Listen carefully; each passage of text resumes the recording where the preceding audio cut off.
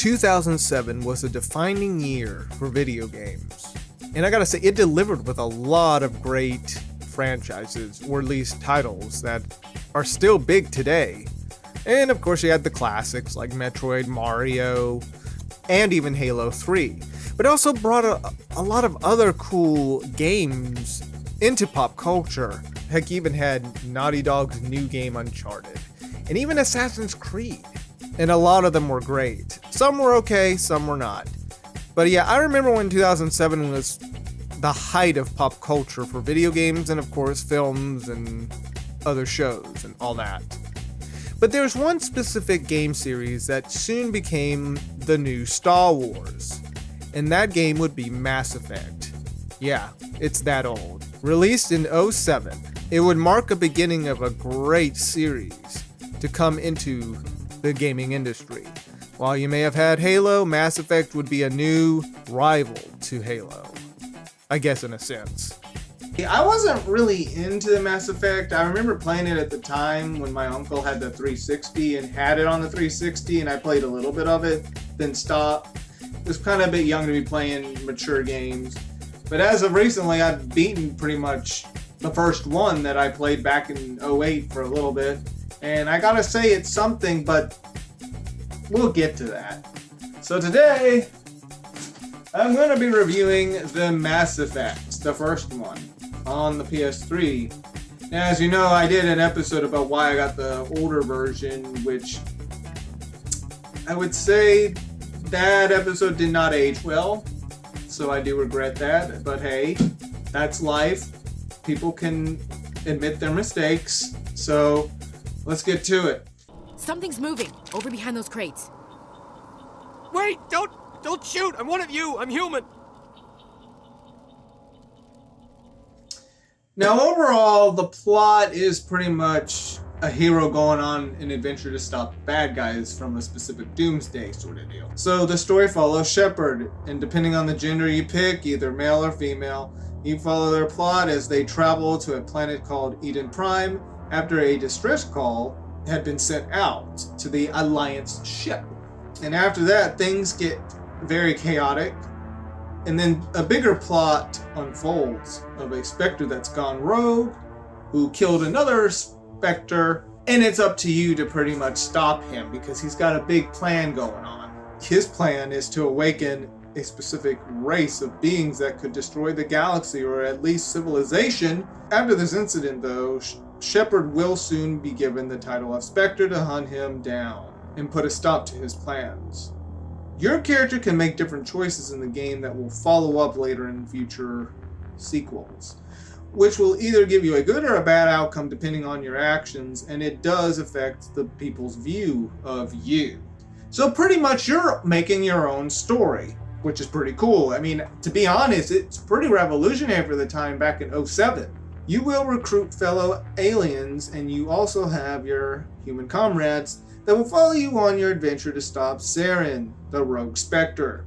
You can also create your own character. You could either use the default versions of the characters, or you can literally make your own character.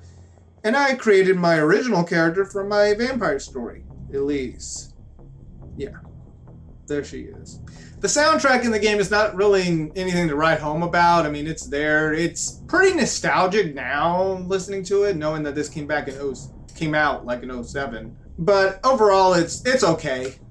I was more focused on the story at hand, and what the characters are doing, and the choices you make in the game. That was my focus than the music. And let's not forget, the characters are very interesting in this universe. Like Star Wars or Star Trek, they all have a different personality, different races, their struggles, what's going on politically. Yes, there's politics in this game. And if you want to get to know their backstory, you could also do sub-missions with them, or obviously you should talk to your crew just to get to know them better. And depending on the gender, you can romance a character, but there is restrictions on which ones you can romance with. But you do have the option of picking specific ones you want to romance with.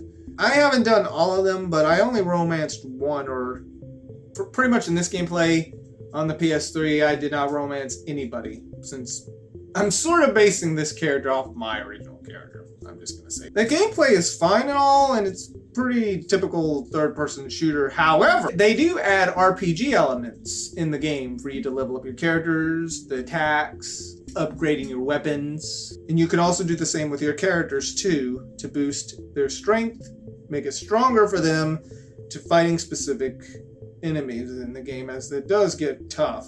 On top of that, also changing out your armor, etc., etc. Overall, it's fine. However, the PS3 version, or even older versions like the 360, it's not that great. When it comes to playing the game, it really lags a lot. The gameplay mechanics also, it suffers with the same deal because it's an older game. The fighting, like I said, is simple. If you upgrade enough, you'll be able to go through it, no sweat. Inventory gives you tons of items, including med packs, grenades, and weapons. You also have to decode these boxes and stuff just to unlock weapons or even get credits, which are pretty much currency. The camera is also fine. It pretty much just focuses on your character. Controls are also fine as well. I didn't really notice too much issues, at least while playing on the PS3. It's just not that great when it comes to lagging, and the loading time is just terrible. It takes freaking infinity and beyond. And of course, there's texture pop-ups that is just very odd. And the worst part is, even when you try to get these weapons in these boxes or decode stuff, I noticed when I was doing it on the PS3, even though I was timing the buttons right, it always never allowed me to get it right. I don't know why, even though I pressed the right button. Every time it went to a specific button, I click it and it acted like I failed. So I don't know if this was like a glitch on the PS3 or something. I don't know. Also, traveling around in the truck or whatever you call it, these aren't really my favorite missions in the game, and it's pretty weird. And you would probably find the controls a little weird, but it's not terrible. Another issue is running in the game. It's very odd how your character just runs casually. The camera makes it as if you are running, but you're just walking. I don't really notice any difference. The only time you run really fast is when you're in combat. But it's like a zoom, like Sonic the Hedgehog. As for replay value, like I mentioned, there's a lot of stuff you could do in this game when it comes to choices. You could also get into like submissions and stuff, or stuff you missed out. There's specific things you could do, especially with one character, that if you don't do his mission, he could possibly die. And that could also change the outcome with other plots in the trilogy. And on top of that, you could either decide, if you, let's say you were a baddie in the first playthrough, what if you want to just be an honest person? You could do that. It is best to balance out good and bad, or pretty much renegade or paragrade, because that way you'll be able to get access to different choices, because if you don't, some choices are not available depending on your action. Either way, you got a ton of replay value here. Well,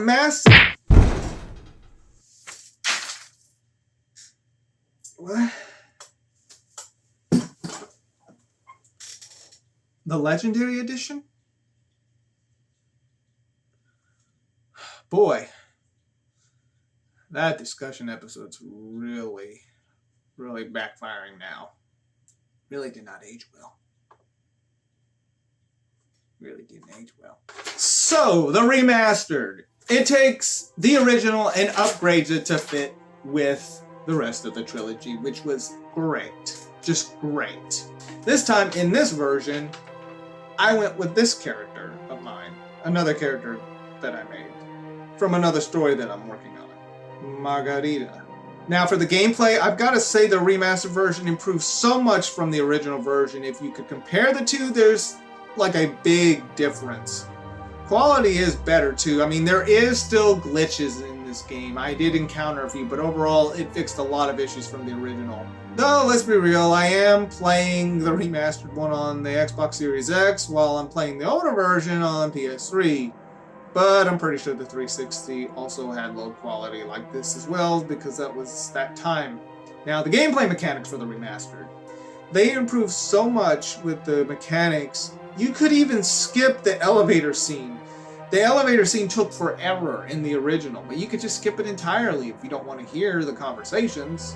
But then again, why wouldn't you want to hear the conversation? But after that, you could just skip it. Controls are more enhanced, especially driving the truck around. You even can boost the truck to drive faster, which you couldn't do in the original. Not a lot of texture pop-ups, and loading time is very fast. Gun sounds have changed a bit. When it comes to choosing your character's inventory, that all looks a little different, and weapons and all that. Now you can actually run fast compared to how you would run in the original, which made you look like you're running in the speed of light like Sonic the Hedgehog. And then other points it just zoomed up to make it look like you were running, which it was deceiving you. Heck, even the life bar has also changed from the original. You're going to notice a lot of changes here and there. While most cutscenes look the same, you're going to find differences, especially when it comes to quality. And of course, for the replay value for the remastered. It's pretty much easier to transfer everything to the next game. You make different choices, and you just hop on to the next one. You make different choices, and you do this, this, this, and it's the same deal as the original. It's all here.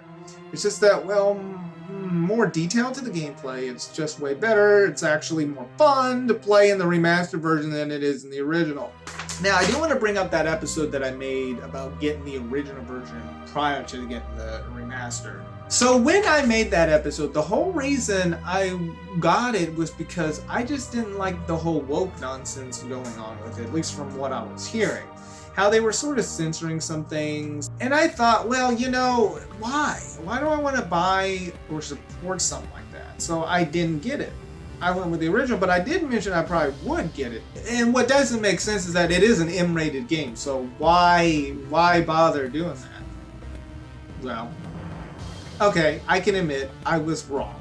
And it did not age well. So after playing both versions of this game, I can say for the time it was great for what it was. Even though you had to suffer through the lag and stuff, but now you could just enjoy it a lot more in the remastered version. It is easy, it is simpler, it doesn't feel like a drag like the original did, so the remastered version is the way to go. On top of that, I was able to unlock a lot of those boxes. It was like, how is it that I was able to get it right, but I couldn't get it right on the PS3 version? It made no sense. No sense.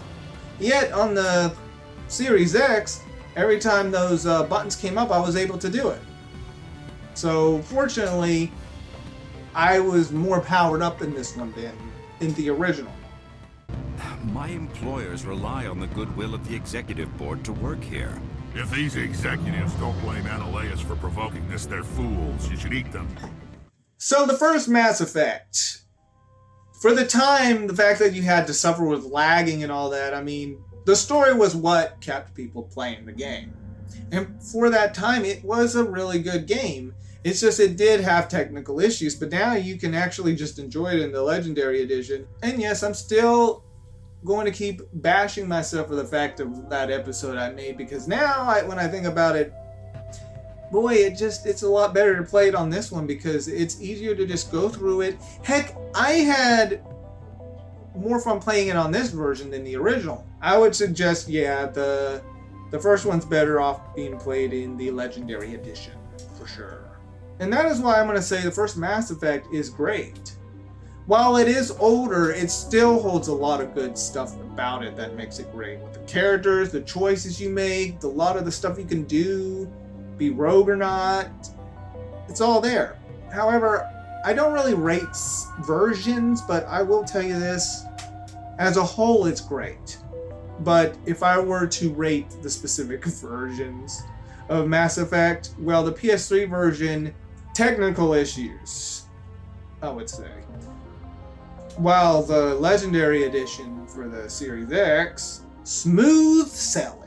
Well, that's it for today, folks. I hope you enjoyed this episode. If you like what you saw here, follow me here. You could follow me, well, on my other social medias. I also have a Discord server if you want to follow up there, post some of the stuff that you like to talk about, games, animes, movies, TV shows, comics, you name it, books if you want. I got a lot. And yeah, I'll be diving more into the Mass Effect series because it's really, really good. Really, really good. And makes me appreciate the decades that we had with gaming and yeah, so on. Anyways, peace.